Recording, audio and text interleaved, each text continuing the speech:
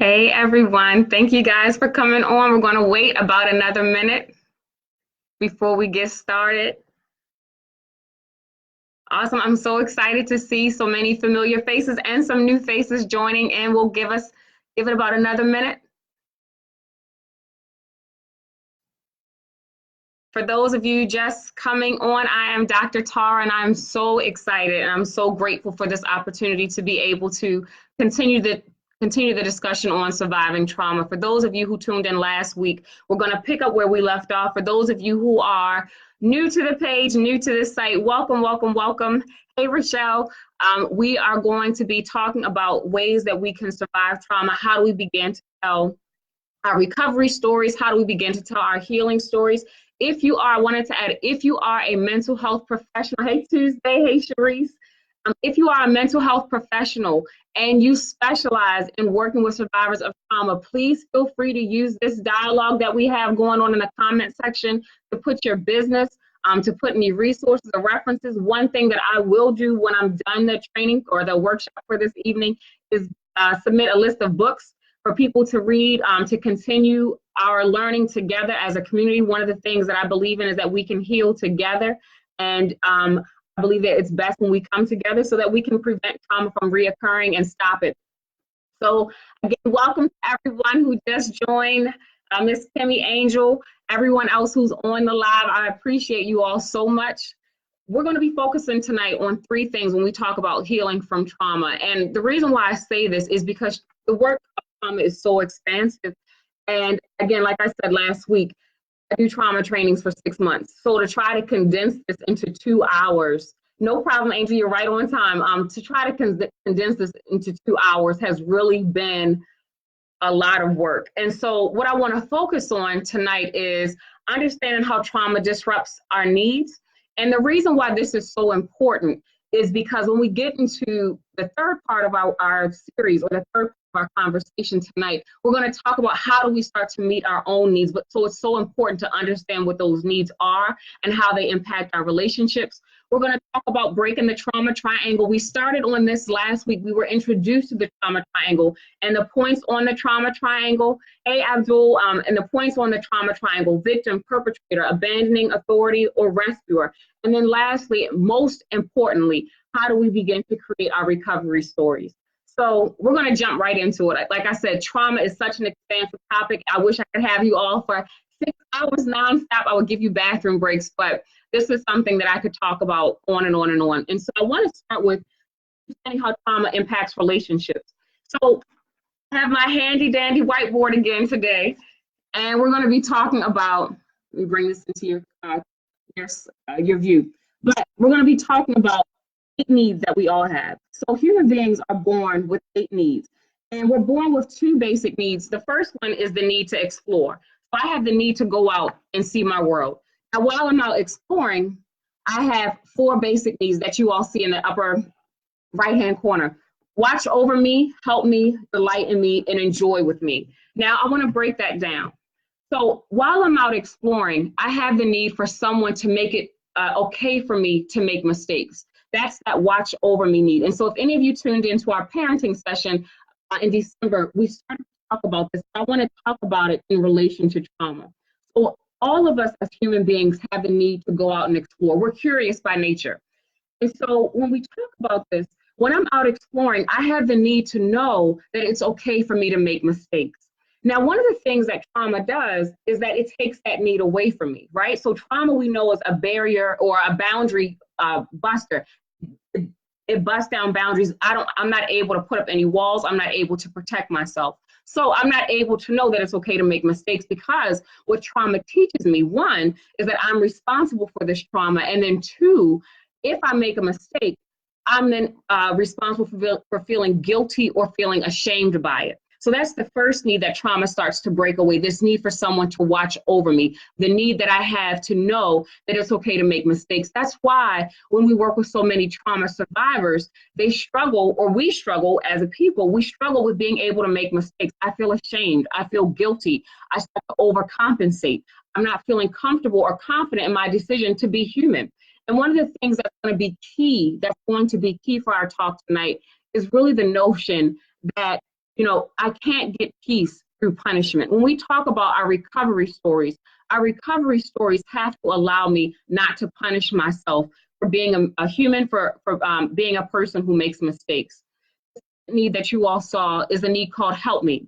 And so when we talk about the need help me, the struggle that we have or the struggle that we see is that either I've been given too much help, I've been enabled, or I've been forced to make decisions too soon, so I don't have anyone to turn to. Now, the interesting thing that trauma does is that it plays on this need in both sides. So trauma in and of itself causes feelings of helplessness, disorganized behavior, terror, frustration, and it also causes the need to be saved. And we'll talk about this a little bit more when we get into the trauma triangle. I'm the victim, I need someone to rescue me. But a lot of times why this happens is because I've been forced to be independent too long. So many of us, and you can give me a thumbs up or write something in the comments, amen. How many of us have ever felt like I'm there for everyone else? I don't ever really have anyone to be there for me when I need something, or I don't have anyone to go to, or I'm the friend that everyone else utilizes, but no one really comes, or I don't have anyone that I've been able to identify to go to when I need to talk about something.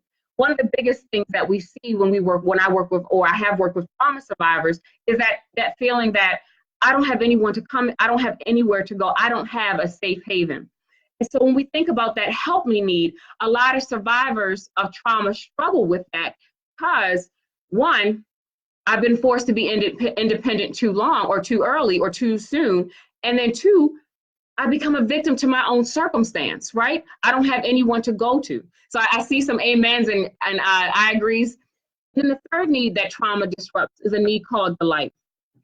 And when we talked about parenting in December, one of the things that I emphasized is that delight is so important. Delight is at the top of the circle. I want you all to think about this circle. I'm going to show you again my handy dandy whiteboard.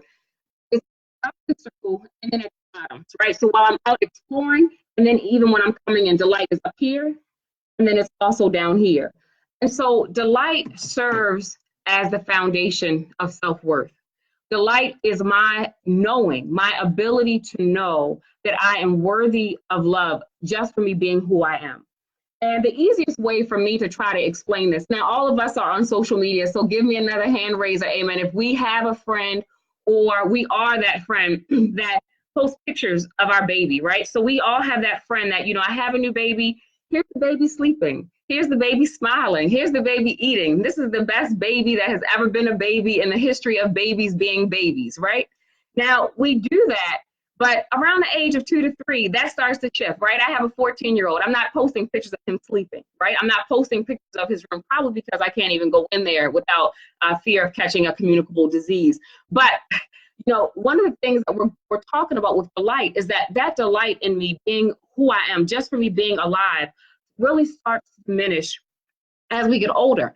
And one of the things that we start to base our worth on is the ability to meet someone else's needs. Now, the interesting thing about trauma is that it teaches us to put our own needs to the side in order to make sure that someone else is okay, right? It literally breaks down what we have that is known as our brain-body connection, right? So every emotion that I feel, there's a biological response. So for some of us, when I feel anxious, I may feel it in my stomach, right? I may start to get butterflies in my stomach. I may start to hold it in my shoulders. I may start to get headaches. I may start to clench my jaw, right? Every emotion that we feel, there's a biological and physical response to this. Now, what happens with trauma is that it causes this brain-body connection to literally stop. My brain is sending my body these signals, these cues, but my body, knowing that it needs to protect itself, is not allowing, or I'm not allowing myself to give into those cues, right? So my stomach is hurting, I'm getting headaches, I'm going to keep on going, I'm going to keep on going, I'm going to keep on going.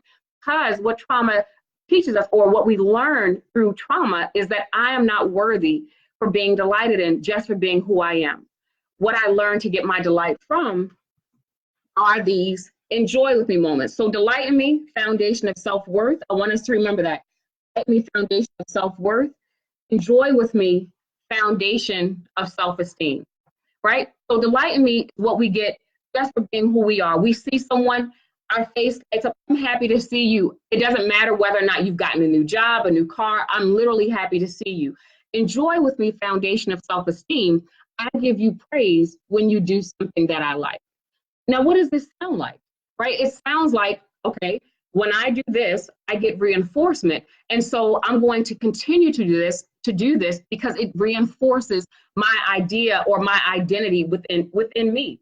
So, when I hear people talking about, oh, this person has low self-esteem because they're doing X, Y, and Z, I want us to challenge that notion clinically, because what is happening is all I'm getting is reinforcement, and that's a human response. When I do something and it gives me reinforcement, especially when I'm not getting this need met just for being who I am, I'm going to continue to do this behavior because I still have that need to create some sense of self-worth, some sense of self-identity. Now, once I'm done exploring, I have the need to come in.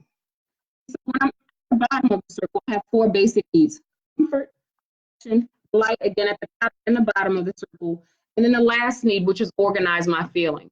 So comfort, what does comfort look like? I need someone to comfort me when I'm scared, when I'm upset, when I'm afraid, when I'm alone. I need to be able to come into someone. I need someone to tell me that it's going to be okay. Protection, when we think about trauma, again, trauma disrupts that protect me need, because protection looks like boundaries. And boundaries are there to be put in place against danger that is both real and perceived. I need protection from boundaries, from danger that is the car driving down the street, to the monster underneath my bed, to, whatever it is that I'm thinking about. I need someone to help me protect myself. Delight in me at the bottom of the circle. Again, what we talked about when we were doing our parent training, or our parent workshop. Delight in me at the top looks like I'm happy to see you. I haven't seen you for a while. When I'm coming in, it looks like I need to know that someone has missed me, and I need to know that you are happy to see me after we've had a break. So one of the things that we've talked about is that first 4 minutes of reunification is so critical to the relationship process, right? I need to know that someone has missed me. Now, the interesting thing about trauma is that I'll take it from anyone if they're willing to give it to me. So this person can be unhealthy, but if they're meeting this need, it trumps, again, one of the things we talked about, trauma trumps right or wrong. Trauma is normalization. So I will normalize dysfunction in order to survive. And then the last need that we have is organize my feelings. So there are 6 universal emotions that we all have, regardless of race, regardless of gender, regardless of socioeconomic status. They are joy, anger, fear, sadness, shame, and curiosity. Joy, anger, fear, sadness, shame, curiosity. 6 universal emotions that we all have, regardless of race, gender, socioeconomic status. When we think about organizing my feelings, one of the things that I often see is that there are certain emotions that I'm better at handling than others. Now, trauma plays a lot on shame, right? It teaches shame. It teaches me to be ashamed by what I'm doing. It teaches me to be ashamed by or guilty about behavior that I may not even be responsible for. Now, when we think about these 6 universal emotions, what we have learned through our relationships, or what trauma teaches us sometimes, is that there are certain emotions that I can share. There are other emotions that I cannot share at all. I see some thumbs up, so people are understanding this, right? So there are certain people. I want you all to think about people in your lives. How many of us by a thumbs up know that, or amen, you can put it in the comments, know that there are certain people I will definitely call if I'm having a great day. I know that I can call this person. I know that I can share this great news with this person. They're going to be excited with me. We're going to talk about it. We're going to laugh. We're going to plan. We're going to do vision boarding, all of these great things, right? So that's joy.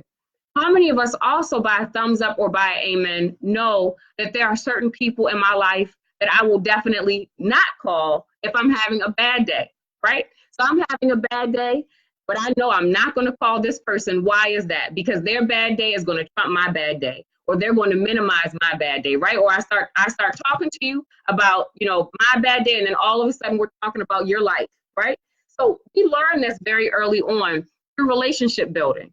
I see a lot. I see a lot of thumbs up. So when we think about this, when we think about organizing our feelings, one of the things that trauma teaches us is to be scared of our emotions, right? Trauma teaches us to be scared of literally feeling our emotions. And so that's why for some people, when I feel sad, I automatically have to eat something, or I automatically have to do something else. I automatically have to do something that's going to interrupt or break down this trauma cycle.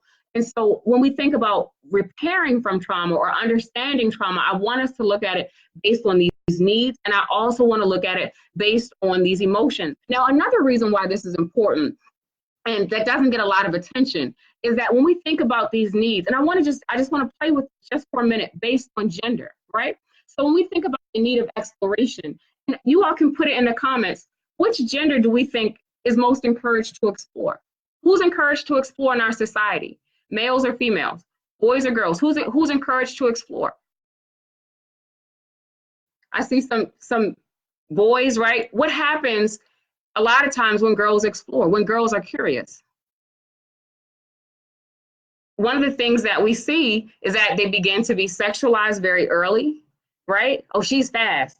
She's 7, right? We actually have these conversations in our community, in our family, right? Where boys are taught, oh, go out. How many girlfriends do you have?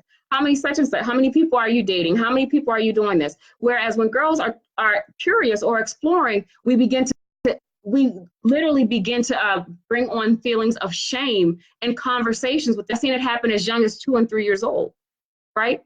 And so one of the things that we have to understand too, when we think about trauma, how sometimes those trauma conversations start very early on and continue, and we carry those conversations in our minds or in our heads, even into adulthood. Now let's look at the bottom of the circle, coming in. When we look at this based on gender, which gender is more encouraged to come in? Which gender is more encouraged to come in for protection, or come in for comfort, or come in for someone to help them figure out what it is that they're feeling? One of the things that we know too is that when we look at that, that's mostly girls, right? So when we look at trauma based on this, one of the things that we see is that boys and girls experience trauma at very similar rates, but we don't usually talk about it with boys, right?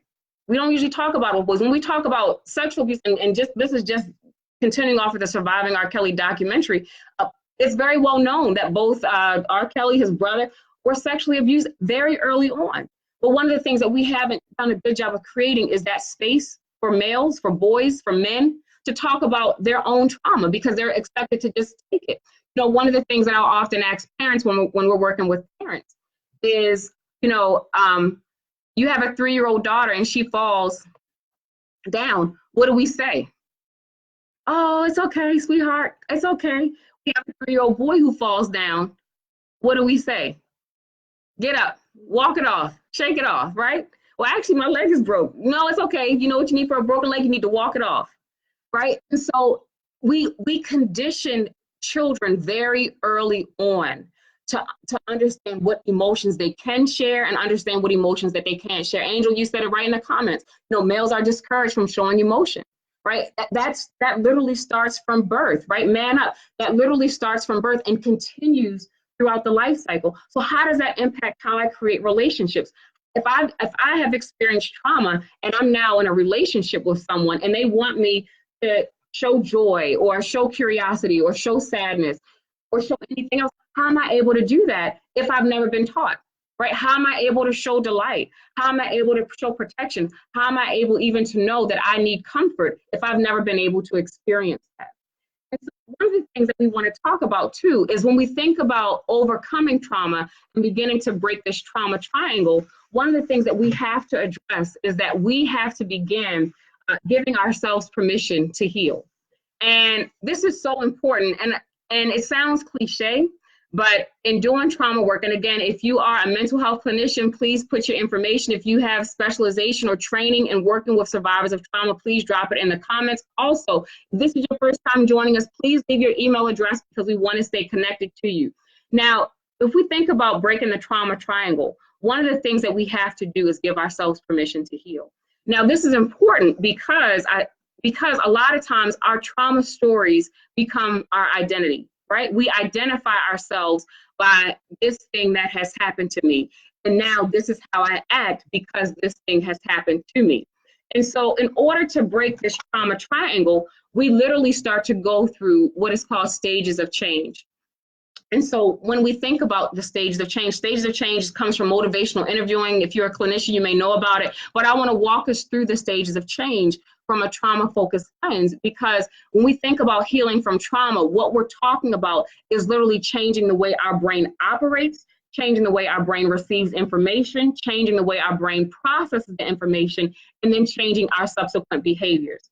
And so when we think about stages of change,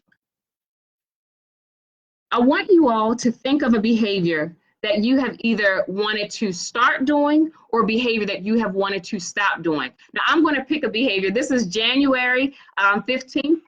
What is the most common New Year's resolution? It is to get in shape. So by a show of hands or by a thumbs up, how many of us have ever made a resolution to get in shape or lose weight or be healthier? Ever.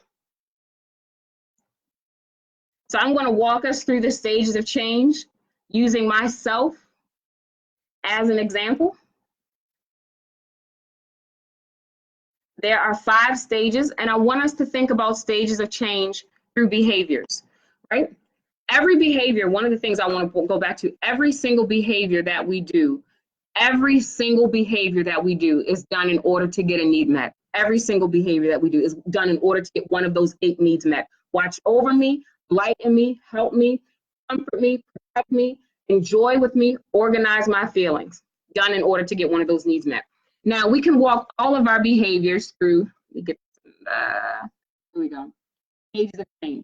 So pre-contemplation, first stage of change.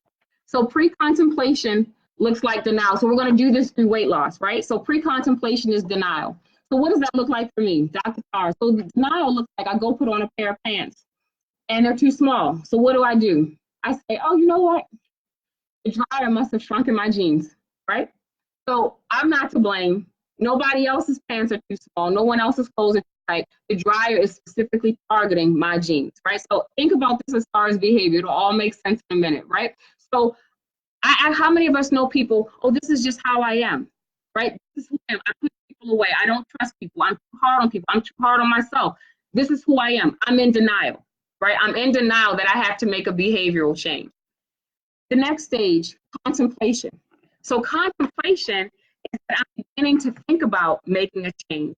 And you know what? It sounds good, and I'm going to do something about it later. Now, you know, January 1st came and I made my New Year's resolution, but guess what? My son's birthday was yesterday and I had to eat some cake. And then Valentine's Day is going to come up and I'm going to eat chocolate, you know, whether I want to or not. And then it's St. Patrick's Day and then Mother's Day and Father's Day and then 4th of July and then Labor Day. So guess what? 2020 is my year to lose weight, right? So contemplation is I recognize that I am responsible. I'm the reason why I need to change and I'm going to do something about it later. So again, when we think about this from behavior, think about this from a behavioral change, right? So recognize, you know what? I'm the reason why I keep pushing people away. I'm going to start tomorrow. I'm going to start thinking about it. I'm going to start doing something about it. It's really just a thought. The behavior really hasn't begun to manifest the behavioral change. Preparation is the third stage of change. So preparation is I've begun to make small changes and I'm beginning to see small results, right? So Myra, I want you to hold your comment. It says excuses. I'm going to come right back because that's a great point, but I want to break that down a little bit more. I'm begun to make small changes in preparation and I'm beginning to see small results. So one of the interesting things about changing behavior is that it's hard. And a lot of times people start with the most grandiose behavior, right? So I'm cutting everybody off in my life, and that means I'm going to be talking to myself, right? Or I'm going to do this, or I'm going to start, you know, this new diet. I'm only drinking celery water and eating carrots. And how long does that last, right? That usually lasts me until about 9 o'clock. I'm eating in the car, dropping my children off to school, and I'm ordering whatever everyone else is ordering by lunchtime. So it doesn't work. Preparation, when we think about change, what I want us to think about, especially in making our recovery stories, but it's usually small changes leading to small results that have the largest impact. And when we think about change, we always want to start with what is easiest. So say I drink 4 sodas a day, hands down, right? That's just who I am. I'm in denial. I'm in pre-contemplation about that. Can I get myself to do 3 sodas and a bottle of water? Can I get myself to make a small behavioral change that I can maintain consistency? Because again, I'm breaking down shame. I'm giving myself permission to make mistakes. Again, I can't get to peace through punishment, right? I have to be compassionate on this journey. Action is the 4th stage of change, and that means I'm beginning to change my environment. I'm beginning to change people, places, and things. I'm beginning to, maybe I'm going to take a walk with someone during our lunch break, or maybe I'm going to, start to read a book, or maybe I'm not going to get on social media first thing in the morning because I want my first thoughts to be my own, right? I don't want to read about someone else's thoughts. I want my thoughts to be my own. I want to be able to sit with myself and feel what it is that my body, the cues that my body is giving me to allow this brain-body connection to reoccur. And then the last stage of change is a stage called maintenance. So I've been able to maintain this change for about 6 or so months. And so while we're thinking about these stages of change, contemplation, preparation, action, and maintenance, I want us to focus on preparation. Preparation is the stage of change where people are most likely to go back to their old behaviors. Now, why is that? Why do I go back to my old behaviors when we think about behavioral change? So, and Christine, you hit it right. The small wins are important. So, preparation. I'm beginning to do small wins, but why am I going back? What do we do after we've eaten good all week? How do we celebrate? What's that common phrase? 3 words. Treat yourself, right? Treat yourself, right? So the yo is its own word. And so when we think about this, right, I've been able to maintain this change, and then I self-sabotage. Because who's the first person that change impacts? It's me. I've begun to identify myself by my behavior. I've begun to identify myself as the person that pushes everyone away. I've begun to identify myself as the person, that shuts things down, that cuts people off, that, I don't let anyone in, or I let everyone in and I don't have any boundaries. And now I have to set a boundary. What does that mean for me? Who am I? What is my identity? It has nothing to do with my commitment, or my desire may be on 100%, but I don't know what to do with that. And that is because change is comprised of 2 components that we don't often talk about. So we're going to do some interaction because I want to see you all. So I want you all to think about, again, I asked you at the beginning to think about a behavior that you either want to start doing or behavior that you want to stop doing, right? So something small, nothing grand, something small, maybe going to bed 15 minutes earlier, getting up 15 minutes earlier, reading a book a month or whatever. Think about a behavior that you want to either start doing or a behavior that you want to stop doing. And I want you in the comments to put your readiness on a scale of 1 to 10. If we were to do this FB Live workshop and say, at the end of this FB Live workshop, we're going to change all these behaviors. On a scale of 1 to 10, how ready are you to change? How ready are you to change? With 1 being, I'm not ready at all. 10 being, I was ready yesterday. How ready am I to make this change? And I want to see what the numbers are. And again, if you're just joining us for the first time, put your email address in the comments. We want to keep in touch with you. It is scary, Christina, and we're going to walk through that. So someone's at a 7, Tuesday's at a 7, someone is at a 4. You don't have to tell me the behavior, just give me the number. Someone's at a 4, 9. These are good numbers.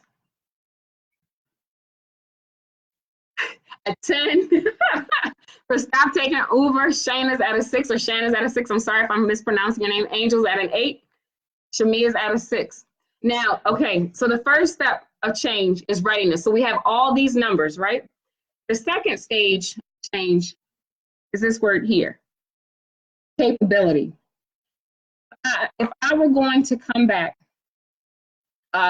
January 15th, 2020, on a scale of 1 to 10, how confident are you that you are capable of maintaining this change, no slips, for the next year? So all these behaviors that you all just listed or that you just ranked, How confident are you that you can maintain this change for the next year? No slips. Put those numbers in the comments on a scale of 1 to 10. 1, not confident at all. 10 is, you know what? I'm able to maintain it. See me in 2020. I got it. I've got it down. Someone said, Andrew said a six-figure zero. 6-figure zeros for the capability. Tracy did at a 9. Christina's at a 4. Jennifer's at a 9. These are great. Angel 6.5. Shamia is at a 9. Paulette is at a 3. Tuesday 3 or 4. It's okay. I want us to think about this because we're going to do a fun exercise, and you all can continue this once the live stops. Tanya's at a 5. Sharice is at a 5.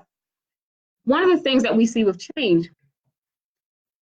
that the readiness is here, right? Readiness is mental. Capability is physical, right? Readiness is a thought. I want to do this. I have been thinking about doing this. This does not feel good. This relationship does not feel good. This behavior does not feel good. These thoughts do not feel good. Am I able to change that? That means that I actually have to put in effort. I actually have to do something physical. When I start to recognize these thoughts, I need to replace it with something else.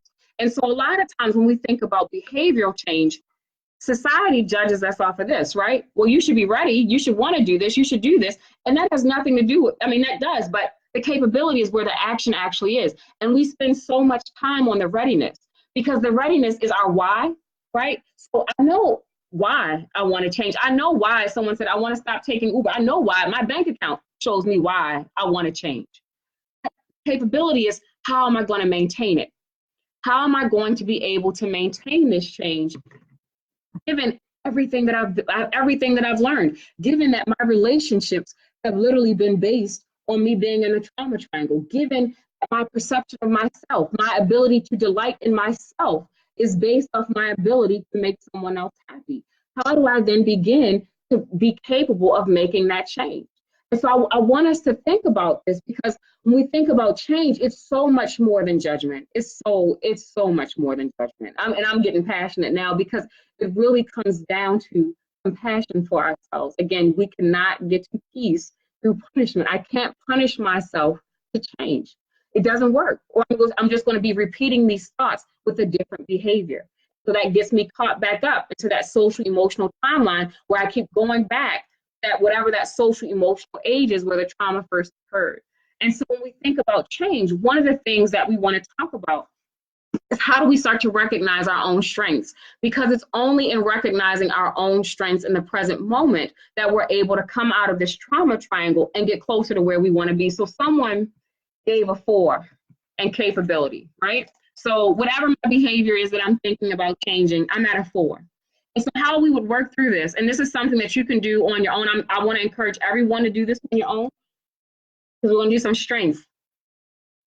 Why am I at a 4 instead of at a 3, right? Even if I'm at a double 0, why am I at a 0 instead of at a -5, right? There is something about me over here that I can start to put here, right? And then when we think about change, and I want to go back to Christina's points about those small wins, because I'm not trying to get from a 4 to a 10. That's too much, right? That's eating McDonald's every day, and you know what? I'm going to start drinking carrot juice for the next 40 days. It may work, it may not work. I want to start with something that's easiest. What is it that I need to get to a 5? What is it that I need to get to a 5? What is it that I need from myself? What is it that I need from someone that I can trust? So this is where we're going to start talking about therapy. You know, do I need to talk to somebody on the outside? Is there someone within my circle that can hold me accountable for being good to myself through this process? And if not, how do I start to create my own support village? What is it that I need just to get up one number? Again, my goal isn't to get to a 10. My goal is to get to a 5, maintain that 5, build upon those strengths, and then get me to a 6. Because it's those small wins, if I can be consistent with them, it's going to lessen my chances of self-sabotage, right? Because self-sabotage is waiting for me around the corner. You know, when we close this live, we're going to leave feeling, oh, great. But what's waiting for us? Our habits, right? Our habits are on the other side of this computer, on the other side of our phones. And so we're constantly going against habits, old thoughts, we call them old pipes, old beliefs, right? So beliefs that work to really tear us down, tear down our identity. And so part of changing the trauma story is starting to challenge this notion of something called narrative versus data. And so when we think about narrative versus data, we use this a lot when we do equity work, but it's so true in trauma work. So I want you to think about, we're going to break this down. So narrative is what I tell myself, the stories that I have been told, the stories that I begin to tell myself, about the world around me, about the people in my world. And data is what is actually in the picture. We are in a time where, I mean, I'm just overwhelmed with joy because trauma is beginning to finally get the attention that it deserves. Again, trauma-informed care treats everyone as a survivor of trauma, right? And I never have to know what that trauma is. But that means that the way I talk to you, the way I interact with you, the way I may touch you is going to be from a trauma-informed lens. And so what that means is that we now have more resources available to us today than we've had a lot of times more today than we've had over the past 5, 10, 20 years. And so the data shows that, there are opportunities to heal. There are opportunities to eat better. There are opportunities to do this. But what is the narrative? What is the story that I'm telling myself? Because a lot of times that narrative will trump the data that's being presented, right? If I tell myself that no one is available to help me, if I tell myself that I have to save everyone else, and even if I have someone willing to listen, that's the data, that's the fact. Because I believe my story, I'm not going to listen, or I'm not going to yield to the data that's being presented to me. And so when we get into telling our recovery stories, the first question we actually have to ask ourselves is, do I want to change? Do I want to change? Am I willing to do the work to yield a different outcome? Because like someone said, change is scary, right? A lot of times the trauma that has happened in my life and the trauma that has happened in relationships becomes predictable.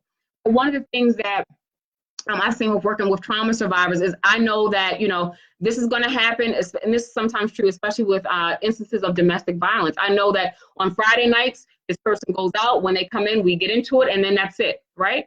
I can predict that trauma. I can predict that chaos. Now, what happens when Friday night happens and that doesn't happen? I literally start to get anxious because my body is anticipating this trauma to occur, and it doesn't happen. So now what? Right? I don't know what to do. And so when we think about our trauma narratives or our trauma stories, one of the things that we have to ask ourselves is, am I willing to tell a different story about myself? Am I willing to create a different identity? Which means that we now have to go through the stages of grief and loss, because trauma takes something from us.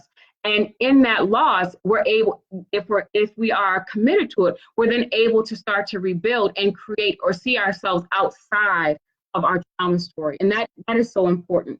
And I want to acknowledge everyone for where they are with telling their trauma story. Some of us are in preparation. Some of us are in action. I've begun to change my environment. I've begun to change, the people that I associate with. And some of us are still in pre-contemplation or contemplation. I'm thinking about changing it, but it's hard. And it is hard. And so one of the things I remember when I was in grad school, one of the things that I had a supervisor say to me that has always stuck is that, people are the experts of their lives. We are the experts of our lives. And more often than not, we know what we need to do. And the reality of it is that when we're ready, we'll do it. And so sometimes it's giving ourselves permission to be off the hook, right? So I'm not ready to change that yet. I'm not ready to do that yet. And the flip side of that is knowing the consequences that occur as a result of that. But then if I can admit that to myself, then I can then start with something smaller that I am ready to change. You know what? Maybe I'm not ready to stop taking Uber altogether, but I can stop taking it one day out of the week, right? Again, I want to start with what's easiest, because this begins a lifelong process of reclaiming ourselves and reclaiming our story and creating our narrative that matches the data that we want to see. So when we think about this, one of the things that we want to talk about is, again, how do we start to break this trauma triangle? So many of you remember this trauma triangle has 4 people on 3 points. We have the victim, the perpetrator, the abandoning authority, who's also or who can also be or shares the same space as the rescuer. So when we think about this, bring this in your field. Again, the victim, perpetrator, abandoning authority, rescuer. One of the things that I want us to take away from this with the trauma triangle is that all of these roles really are interchangeable. A lot of perpetrators were once victims, right? We have to acknowledge that. A lot of perpetrators were once victims, right? A lot of rescuers were once victims. A lot of abandoning authorities were once victims, right? I have to rescue you because no one rescued me. And so when we think about breaking this trauma triangle, one of the things we have to ask ourselves is, what am I getting from this, right? What needs, when we think about those needs that we talked about earlier, watch over me, delight in me, comfort me, protect me, organize my feelings, what needs are being met by allowing this narrative to continue?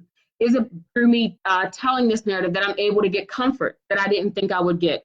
Am I able to get someone to delight in me by being the victim? Am I able to organize my feelings of anger by being the perpetrator, right? By pushing everyone away? Is that how I control my anger?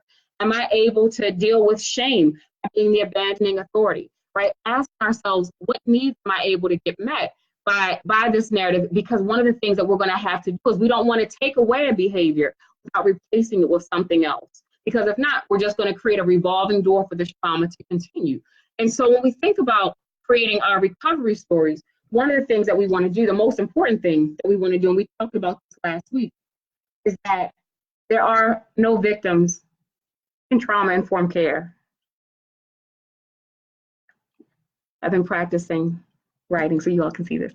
So there are only survivors, right? You are a survivor, right? You have survived or you are surviving one of the worst things that could have happened to you.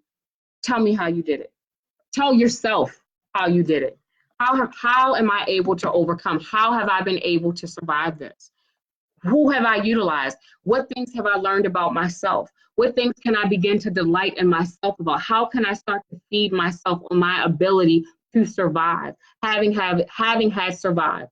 When I'm able to see myself as a survivor, when I'm able to see the people in my life as a survivor, there's no need for these roles either, right? I don't have to rescue survivors.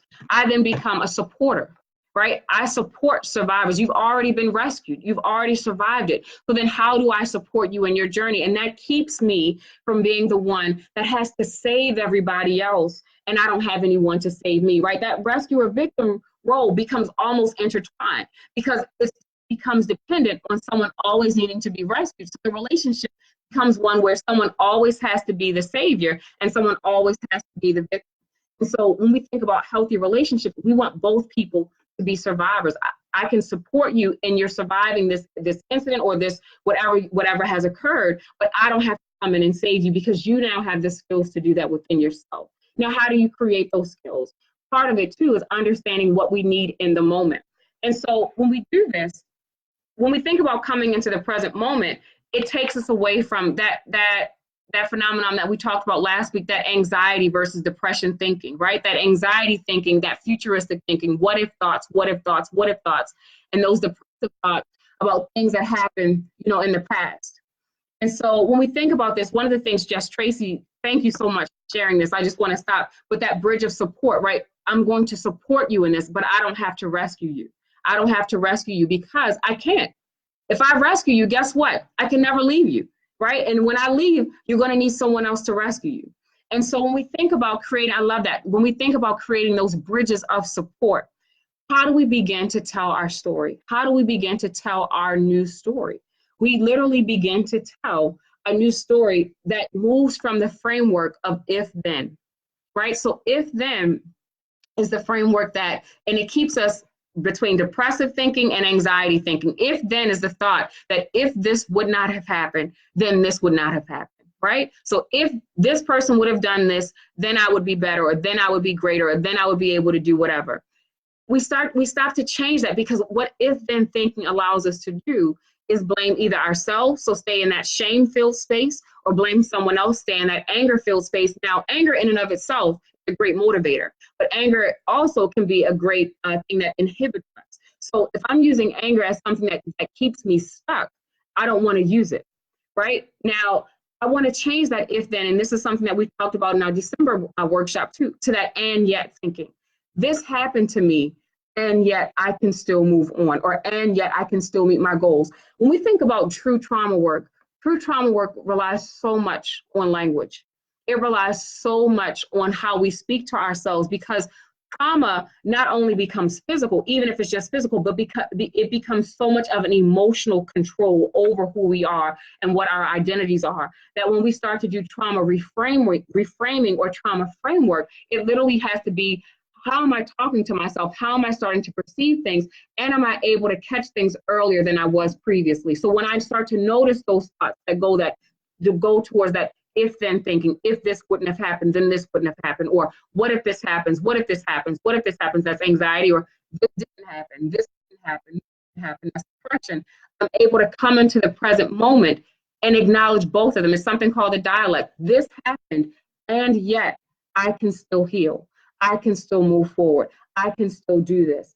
And then when we think about that too, one of the things that we also want to remember as well is when we think about the present moment, that introduces us to something called mindfulness, in which I am a huge supporter of, a huge advocate of mindfulness, because it allows us to come into the present moment and allows us to make that reconnection between our brain and our body. And so when we think about mindfulness, one of the things that it does is that it brings me into the present moment and allows me to see what it is that I'm feeling going on, what it is that's going on right now, and how can I use all the resources around me to create a safe space for myself. And so when we think about the present moment, one of the things that I like to talk about is something called 5 senses. And so with the 5 senses, we can literally start to make toolkits. I tell people to take a shoebox, literally take a shoebox and put something that speaks, that comforts, that brings peace to all 5 of your senses to that toolkit, right? So something that I like to see. So Christine, I know you talked about this last week, something that I like to see. Who is my favorite person? What is my favorite thing? You know, is it a beach? Is it a picture of someone that I love? Is it a picture of scenery? What is it that I like to hear?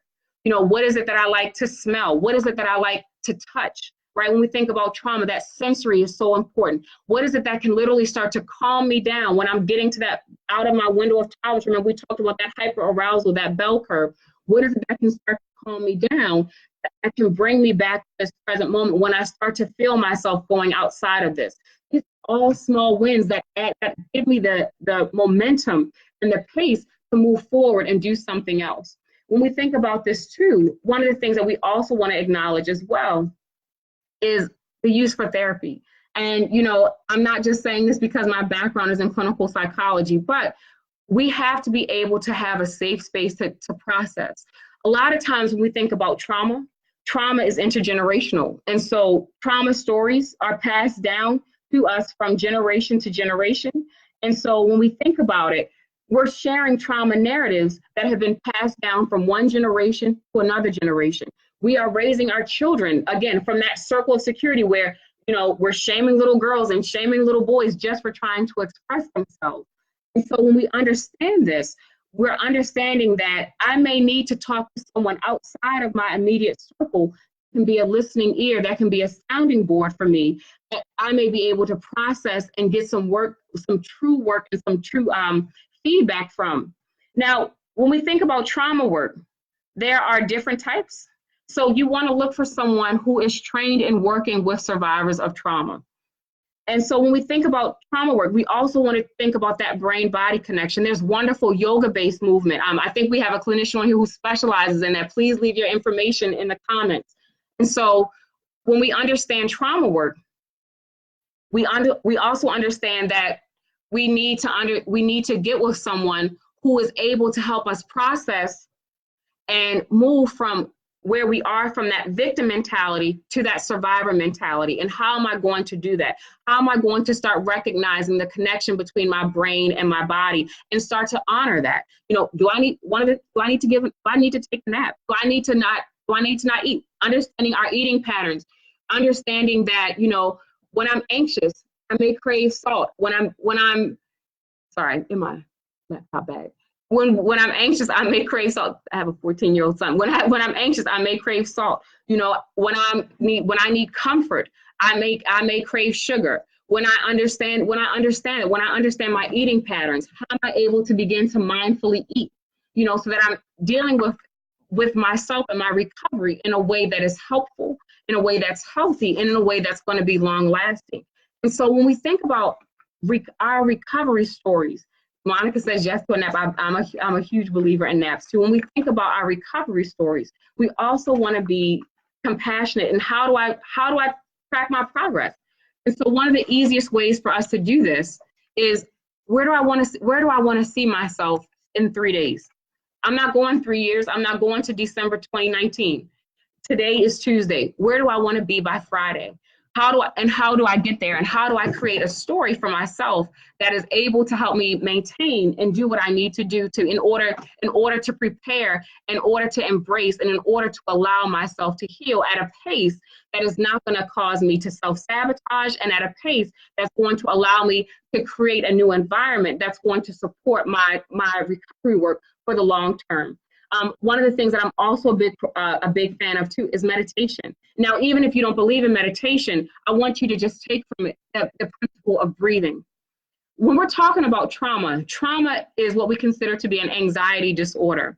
And so when we think about anxiety disorders, one of the things that happens with anxiety is that it literally shifts the way that oxygen goes through my body, right? So we have that release of cortisol that is moving all throughout my body and beginning to attack and target other organs. And so when we understand that, what happens is that there literally becomes an oxygen depletion. And so when we think about trauma work or mindfulness just in breathing is getting oxygen just to come back to my body, taking a deep breath, being able to pause, to allow that filter to come back. Remember, we talked about our prefrontal cortex, to be able to pause and allow that filter to come back down in order for me to process fully what my next steps are. Yes, Crystal says small gains for big wins. EMDR is another wonderful tool, rapid eye movement therapy. And so one of the things that does is that it gets people to tell their trauma story and begins to desensitize people to their trauma so that they're able then to process it. Now, one of the things that we have to understand too is that we want to always use trained clinicians. We always want to utilize trained clinicians when working with trauma survivors, because one of the things that our trauma stories can do is that they can be re-triggering. And we don't ever want to re-trigger ourselves to a place where we can't come back down. And so when we think about trauma stories or trauma survivors, one of the things that we always want to work to do is get them in the present moment. Trauma-focused cognitive behavioral therapy is another great tool that many clinicians in the Baltimore DMV area are trained in. And so you want to look those up, ask them, have they received specialized training? Dialectical behavioral therapy is another wonderful tool that we've used for trauma survivors. When we think about this too, is the biggest thing that we can do is educate ourselves. Right? So a lot of times people think that their trauma stories are who they are. And when we understand that it's not, when we understand that I can have an identity outside of my trauma, that is where our true recovery begins. And so we are at time. We are at 9:53, 9:54. I want to thank you all so much for joining in with me this evening. I hope this has been beneficial. If you have any lasting comment or leaving comments, please put them in the comment section. I literally read every comment. I try to respond to every comment. If this is your first time with us, please leave your email address. But when we think about this, I want us to think about where we are with our needs. What needs do I need to get met? How do I begin to meet my own needs? What need am I trying to get met in this moment? Where am I within the stages of change? And then what can I do to continue my trauma story? Those three aspects. What are my needs? Where am I with changing my behavior? And then who do I need to support me in changing my narrative so that my narrative becomes one where it doesn't trump the data? So thank you all so much. Thank you. And let's continue to heal together. Peace.